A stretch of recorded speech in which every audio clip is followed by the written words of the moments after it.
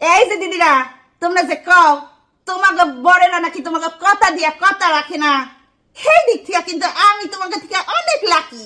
আমার বড় মানে যা কথা দেয় অক্ষরে অক্ষরে সেগুলো পালন করে। এই যেমন বিয়ার আগে কইছিল তোমারে আমি বিয়ার পর কত জায়গায় ঘুরাবো তুমি দেখতে পাইবা।